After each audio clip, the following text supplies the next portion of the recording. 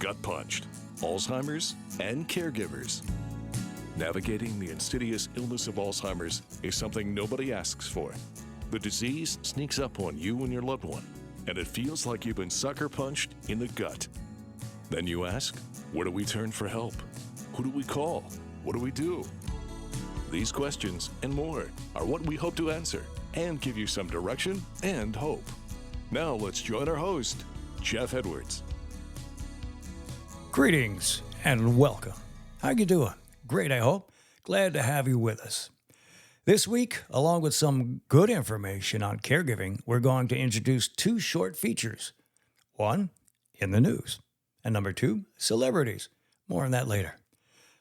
So, why am I doing this? I've mentioned it once or twice in other episodes, and people keep asking me, why are you doing this? Well, here's the story, real short. Been married to my wife 40 years. My wife was diagnosed in 2018 with Alzheimer's. So I had to jump in, learn as much as I could so I could be a caregiver. What's a caregiver? Well, you got to think about it. Even though the patient is the one with the illness, the family member, you, become the caregiver. It changes your whole life, trust me, especially in the early stages of the illness before the patient has to be put in an assisted living facility. And that's a whole nother discussion because there's various stages. So what happened? Well, I had to research the heck out of this. I had no idea when the doctor said, oh, she's got Alzheimer's. And this is where GutPunched comes from. That feeling right by your solar plexus goes, as a GutPunched. And it's Alzheimer's and caregivers. So I have to go, what do I do? Well, you need help. You need support, need encouragement, need information. So I was fortunate because I have a local organization that helped me tremendously.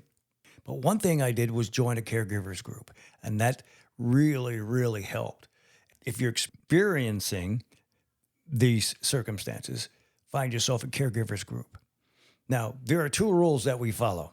One, you have to take care of yourself because if something happens to you, who is going to take care of your loved one? And number two, you can't do it alone. You need help. Find a good caregivers group, network with friends or relatives. Yes, very, very important. We'll be right back to GutPunched, Alzheimer's and Caregivers. My grandmother had Alzheimer's, and I remember we were all in the hospital room, and for like 10 seconds she recognized who we were, and then it was gone. So it's like a thief. It's taking away memories and who you are as a person.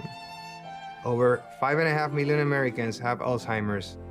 That number may double by 2050. For more information, visit rightfocus.org. Repeat after me. Apple, table, penny. Apple, red. When you tell people he has Alzheimer's, but he's in a clinical study, it's not so hopeless. Yeah. Maybe, it's like I hope we can just hang in there and maybe they'll find something. Ask me again. What season is it? It's when all the leaves down and I know it's there, but I can't get it. Yeah. And it just kills me. I remember watching Dad interact with the kids and thinking, geez, in 5, 6 years, will he even know who they are? 1 in 10 Americans over 65 has Alzheimer's disease. Learn more today at brightfocus.org. This is GutPunched, Alzheimer's and Caregivers. We're going to talk a little bit today about caring for a person with Alzheimer's. You got to realize that Alzheimer's disease is an illness of the brain. It causes large numbers of nerve cells in the brain to die. Now, this affects a person's ability to remember things and think clearly. People with AD become forgetful and easily confused, and they may have a hard time concentrating and behaving in odd ways. These problems get worse as the illness gets worse, making your job as a caregiver harder. Now, it's really important to remember that the disease, not the person with AD, causes these changes. Also, each person with AD may not have all the problems we talk about. The following is 3 steps, things you need to look at. That there are changes in communication skills, there are changes in personality and behavior, and there are changes in intimacy and sexuality. So we're going to talk today about the communication skills, and in upcoming episodes, we'll talk about the other 2 steps. Communication is really hard for people with AD because they have trouble remembering things. You know, you're talking to somebody and you go, I can't remember, and they want to give you the answer to the question, but they can't. They may struggle to find words or forget what they want to say. And you may feel impatient and wish they could just say what they want, but they can't. It may help you to know more about common communication problems caused by AD. And once you know more, you'll have a better sense of how to cope. Now, here are some communication problems caused by Alzheimer's. Trouble finding the right word when speaking, problems understanding what words mean, problems paying attention during long conversations, loss of train of thought when talking. We all know what that's like. And you don't have to have Alzheimer's to do that. As you get older, you have a lot of things going on in the brain, so sometimes you just lose your train of thought. I do that all the time. Trouble remembering the steps in common activities such as cooking or cooking a meal, paying bills, getting dressed, or even doing laundry.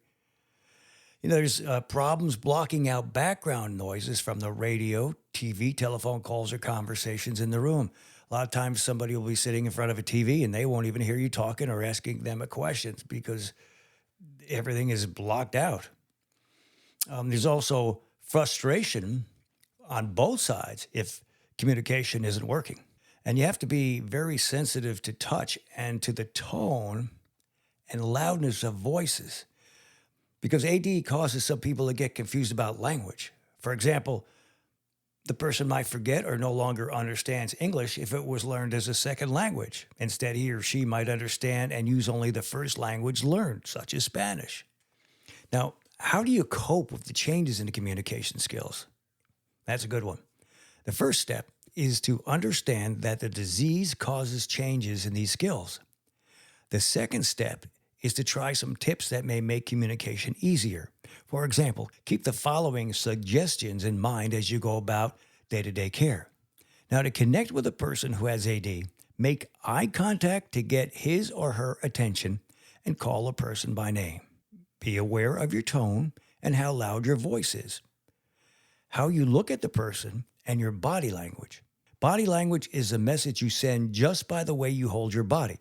For example, if you stand with your arms folded very tightly and you may send a message that you're tense or angry. Encourage a two-way conversation for as long as possible. Now, this helps the person with AD feel better about himself or herself. Use other methods besides speaking to help the person, such as gentle touching to guide him or her. Try distracting someone with AD if communication creates problem. For example, offer a fun activity such as a snack or a walk around the neighborhood. You don't want to argue and fight with the person. It doesn't go anywhere. Now, to encourage the person with Alzheimer's to communicate with you, these are good. Show a warm, loving, matter-of-fact manner. Hold the person's hand while you talk. Be open to the person's concerns, even if he or she is hard to understand. Let him or her make some decisions and stay involved. Be patient with angry outbursts. Remember, it's the illness talking. If you become frustrated, take a time out for yourself. Now, it's like kids. Go to time out. Well, you have to know when to stop. Now, to speak effectively with a person who has Alzheimer's, offer simple step-by-step instructions. Repeat instructions and allow more time for response. Try not to interrupt. Don't talk about the person as if he or she isn't there. And don't talk to the person using baby talk or baby voice. They're not animals. Here are some examples of what you can say. Let's try this way instead of pointing out mistakes. Or, please do this instead of, don't do this. Thanks for helping, even if the results aren't perfect. Now, you can also ask questions that require a yes or no answer. For example, you could say, are you tired? instead of how do you feel? Limit the number of choices. For example, you could say, would you like a hamburger or chicken for dinner? Instead of what would you like for dinner? Use different words if he or she doesn't understand what you say the first time. For example, if you ask the person whether he or she is hungry and you don't get a response, you could say, dinner is ready. Let's eat. And really, this is a good one. Try not to say, don't you remember? Or I told you. And here's helping a person who is aware of memory loss. In the early stages, they know that they have a problem. They know they've been diagnosed. They know they can't remember everything. And that adds a little bit of anxiety to the whole situation. This means that many people are aware of how the disease is affecting their memory. Now, here are a couple tips on how to help someone who knows that he or she has memory problems. Take time to listen. The person may want to talk about the changes he or she is noticing. Be as sensitive as you can. Don't just correct a person every time he or she forgets something or says something odd. Try to understand that it's a struggle for the person to communicate. Be patient when someone with AD has trouble finding the right words or putting feelings into words. Help the person find words to express thoughts and feelings. Be careful not to put words in the person's mouth or to fill in the blanks too quickly. And as people lose the ability to talk clearly, they may rely on other ways to communicate their thoughts and feelings. For example, their facial expressions may show sadness, anger, or frustration. Grasping at their undergarments may tell you they may need to use the bathroom. We'll be right back to Gut Punched, Alzheimer's and Caregivers.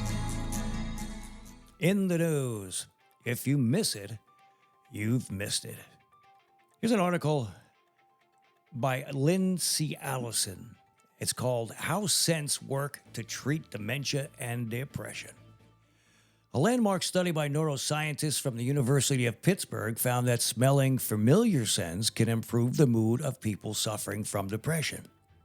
The study showed that scents are more effective than words at cueing up a memory of a specific event and could even be used in a clinical setting to help depressed individuals get out of negative thought cycles. Now, this allows for a rewiring of thought patterns, aiding faster and smoother healing. People with depressions often have problems with autobiographical memory and focus only on negative events or interpret events in a negative light. But memories triggered by scents tend to be clearer and more effective at recalling positive events which interrupt negative thought patterns. If we improve memory, we can improve problem solving, emotional regulation, and other functional problems that depressed individuals often experience, said study author Kimberly Young, an associate professor of psychiatry at the University of Pittsburgh. The scent of lavender has been used to calm patients undergoing cancer treatment. Now, lavender is an analgesic, so it reduces pain. It is also proven to be analytic, so it dissolves our anxieties, says James Goodwin, the Director of Science and Research Impact at the UK-based Brain Health Network and author of Supercharge Your Brain. Aromatherapy, the practice of using essential oils for therapeutic effect, has been used for centuries. And when inhaled, scent molecules in essential oils travel from olfactory nerves directly to the brain and especially impact the emotional center of the brain. One of the most exciting developments in clinical aromatherapy is its use in people with dementia. Now, there is evidence that lavender oil reduces aggressive behavior in dementia patients. Goodwin adds that ginger can help reduce amyloid plaque accumulation in the brain, and coriander, like lavender, can reduce agitation in these patients. Rosemary improves concentration. Sweet orange, sandalwood, rose, and bergamot also help with anxiety, he said. Peppermint can bolster acetylcholine, a transmitter that plays a role in memory, learning, and attention, says Goodwin. The expert advises families of dementia patients to use essential oils when massaging their hands and feet. Add them to a bath or use a diffuser. Loss of smell, a neurophysiological process, mirrors neurodegeneration in the brain, he explains. And that's it. How scents work to treat dementia and depression. This is Gut Punched, Alzheimer's and Caregivers. Well, I hope you enjoyed that. One of our other new features is called Celebrities. It's about those who are themselves or a loved one experiencing some form of dementia. And today's story will be about Wendy Williams, who has been diagnosed with aphasia and frontotemporal dementia. It comes from an article by Jonathan Franklin and Ayanna Archie. Wendy Williams, the former TV talk show host and shock jock, has been diagnosed with aphasia and frontotemporal dementia. And that came from her medical team. In a news release, her team said that Williams, 59, received her diagnosis last year and that the conditions have already presented significant hurdles in Wendy's life. Wendy is still able to do many things for herself, they say, noting that she is appreciative of the kind thoughts and wishes being sent to her. And most importantly, she maintains her trademark sense of humor and is receiving the care she requires to make sure she is protected and that her needs are being addressed. Now, news of her latest medical diagnosis came days ahead of the Lifetime premiere of Where is Wendy Williams?, a two-part documentary detailing her health battles following the end of her syndicated talk show in 2022.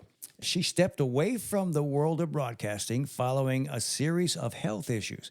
Now, Williams also has Graves' disease, an autoimmune disorder affecting the thyroid. Now, in 2022, due to her ongoing health battles, it was announced that her syndicated daytime talk show would end after a 13-year run on TV. Williams' team says that they shared the health update to correct inaccurate and hurtful rumors about her health, as many fans have been concerned and yet confused over the last few years about her physical health and financial well-being.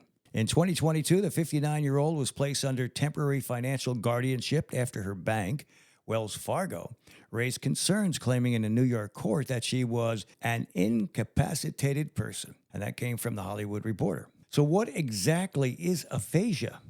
Well, aphasia is defined as a condition that affects the ability to speak, write, or understand language. And that's according to the Mayo Clinic.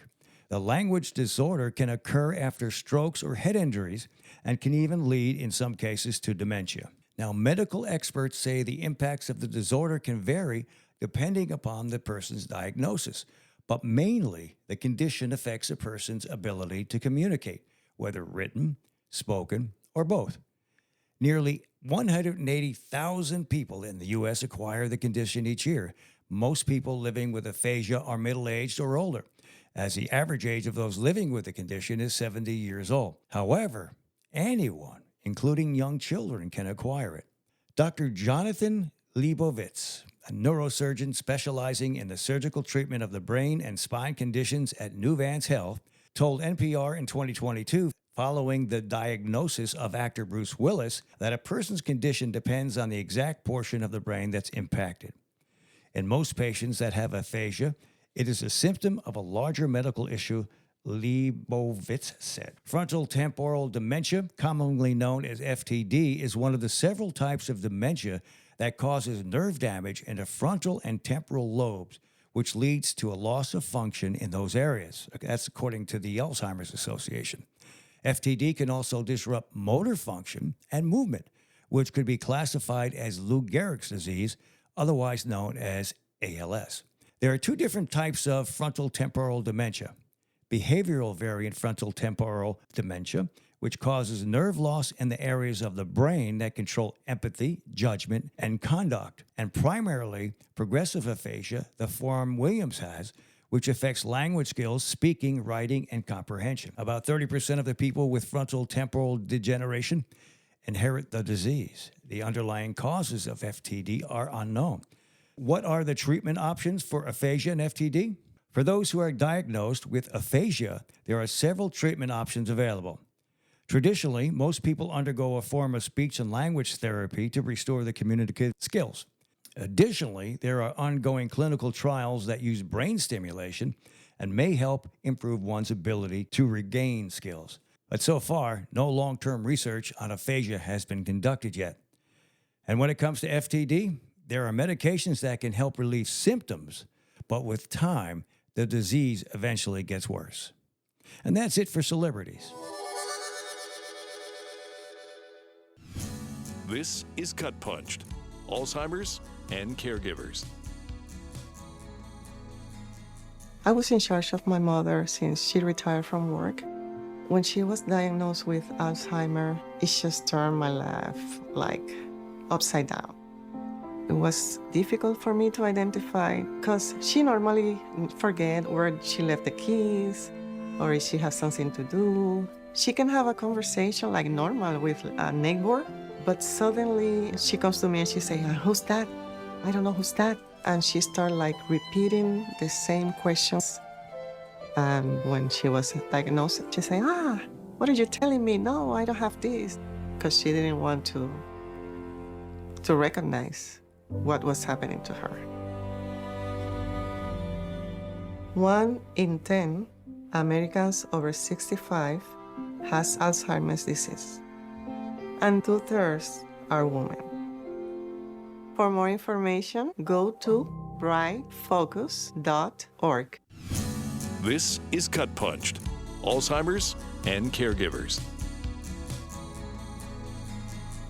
Well, it's getting to that time to wrap this episode up, but first, I want to remind you about a couple of good books to investigate that have some great information. The first one is The 36-Hour Day. It's a family guide to caring for people who have Alzheimer's disease and other dementia and memory loss. It's a 6th edition. It was written by Nancy L. Mace and Peter V. Rabins. And another one, a really good one, Learning to Speak Alzheimer's, a groundbreaking approach for everyone dealing with the disease. And it's written by Joanne Koenig-Costi.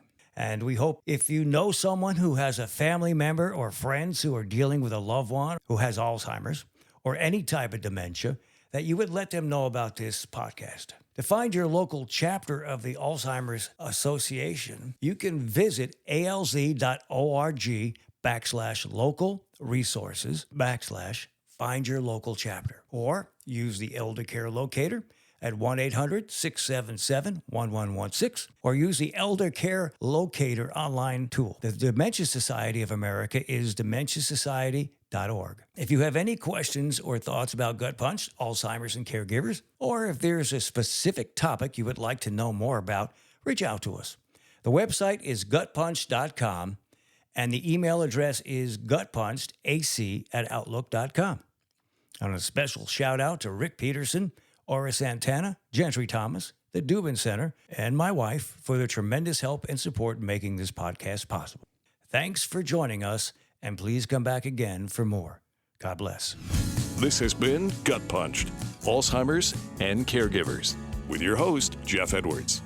Don't forget to hit that like button and subscribe to us on all the platforms like Spotify, Apple, Pandora, and more. If you have a question or want to get in touch, our email is gutpunchedac@outlook.com.